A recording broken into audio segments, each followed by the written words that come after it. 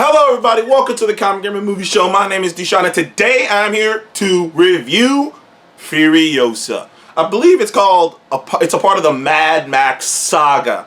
Now Furiosa has been in the works since the 2015 Mad Max Fury Road movie, which obviously Furiosa is a prequel to that movie. And this movie has been in the works for quite some time. Honestly, it's supposed to come out years ago. It's another one of those movies that, like, it's just taken a while to get going. Because, you know, for a multitude of things, obviously the original actress who played Furiosa in the Mad Max movies was Charlize Theron. I believe they were having a difficult time, they're having a difficult time nailing down what they were going to do, because first it wasn't going to be a prequel, then it became a prequel.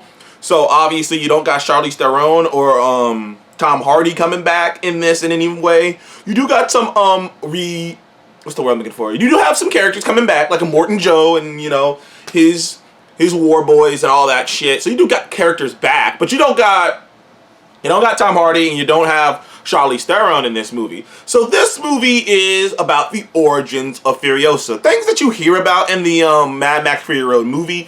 You know about her and her trying to find this place and grow, you know, the green place and all this other stuff. Like, you hear a lot about it, a lot about her origins, but this, you actually get to see it. You get to see where she came from, you get to see how she became the badass that she became, and really, that's really the movie. And really the movie is her revenge, of her trying to get her vengeance on Chris Hemsworth's character in this movie, who is, Chris Hemsworth plays, his name's Dementus.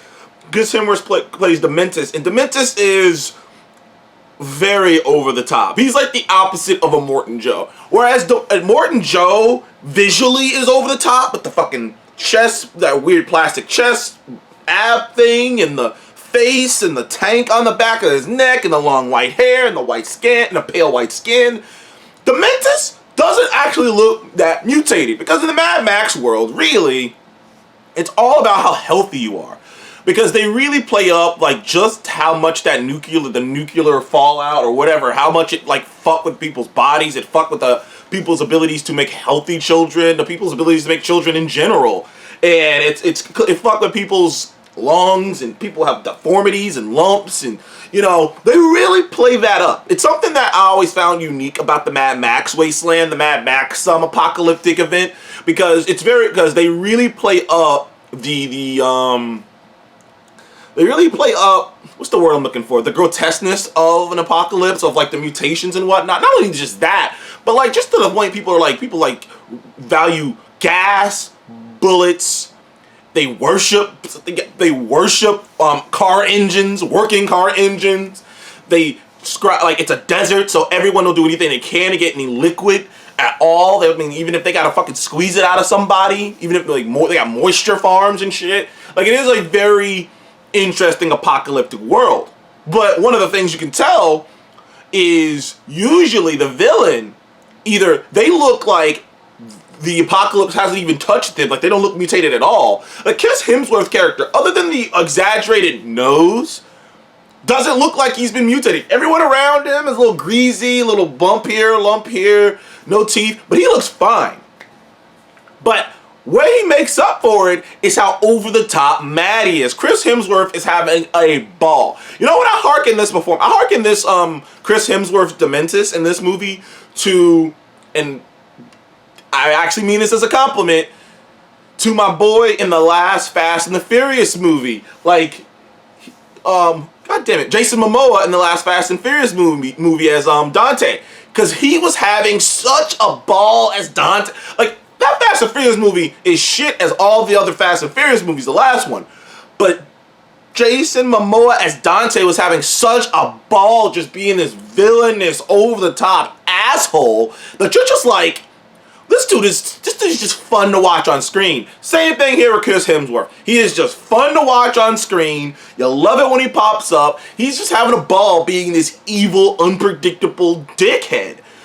But you can tell, but there's a nuance to the character, because underneath it, you can tell this is a man who's in pain. This is a man who's lost a lot. This is a man who the world has broke him, which has kind of always been the theme of the Mad Max world anyways. I mean, it's called Mad Max. It ain't Mad Max, aka he lost his fucking mind when he lost his kid. He's mad. Like, that's kind of the gist of the Mad Max world, you know, is how this fucked up world just broke people, and you can't really find good people, except like Max and Furiosa and a few others. It's hard to find a good person in this world. It just broke everybody.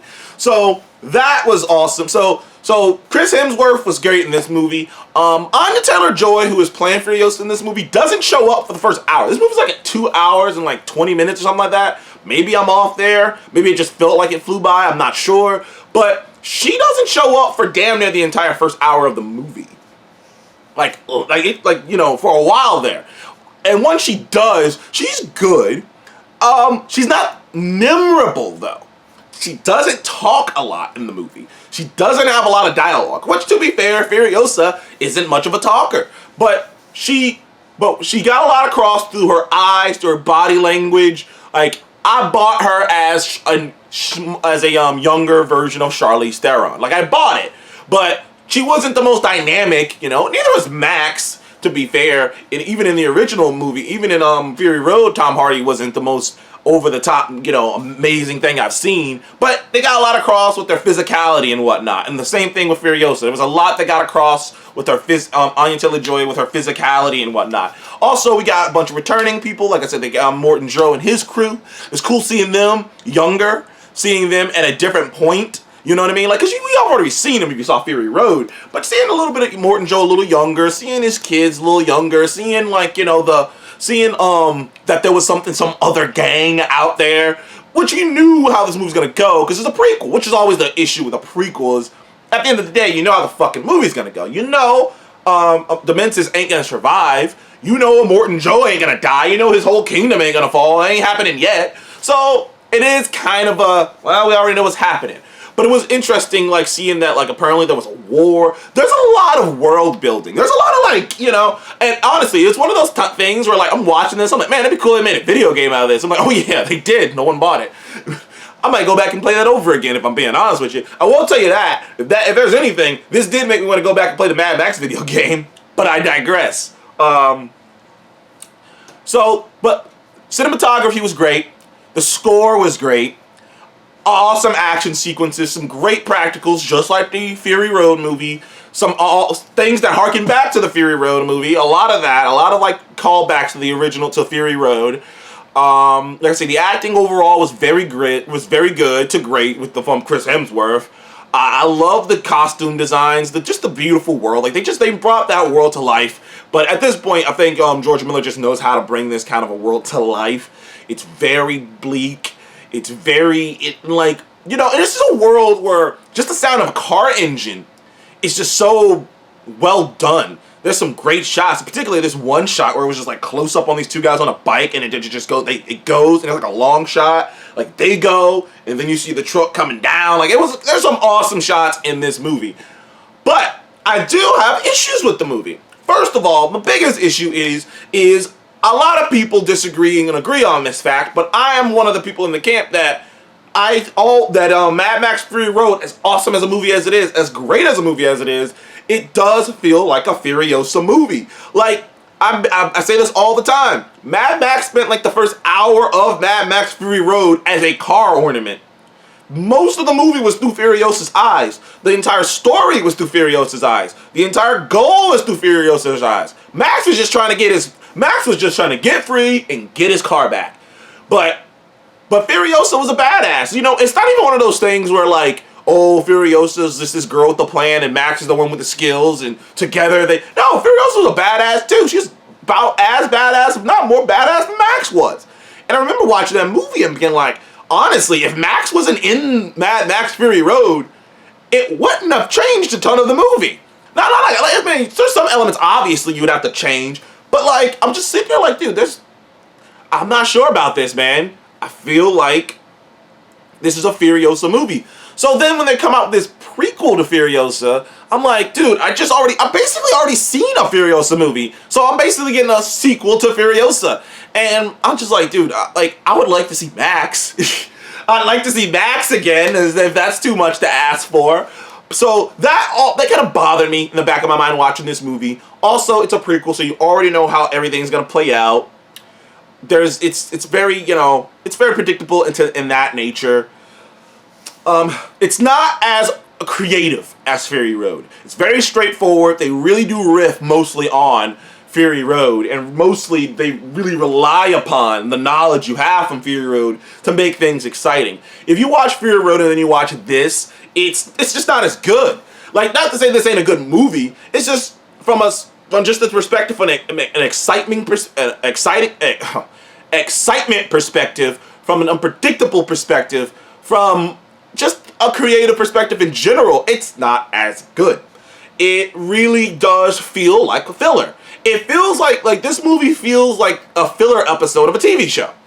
And it's a fun, like, really, all you need to do is see Fury Road. You really don't need to see this movie. Like, you know what I mean? That's the thing I'm having trouble with, that the story itself, because you got so much of it in Fury Road. Like, you don't really need a prequel to Furiosa. That's the thing. This movie doesn't really need to exist. She already had a movie. It was called Mad Max Fury Road. So, in the end, I'm left with this feeling of, while this is on a technical level extremely good, and while I had a blast with Chris Hemsworth, in the end, I could have just not seen it. But, that being said, Chris Hemsworth and this movie being so great on a technical level instantly gives it at least an 8, but I can't go any further than an 8 on this movie. I'm probably not, it's like I say, it's a technical masterclass, but compared to Fury Road, it's not even close. Anyways, thank you guys for joining the Comic Game Movie Show. Please remember to like and subscribe, and I will see you guys on the next one. Please comment below. Do you feel the same way I do about this movie? Like, this movie was so unnecessary. But anyways, thank you guys again. See you in the next one. Goodbye.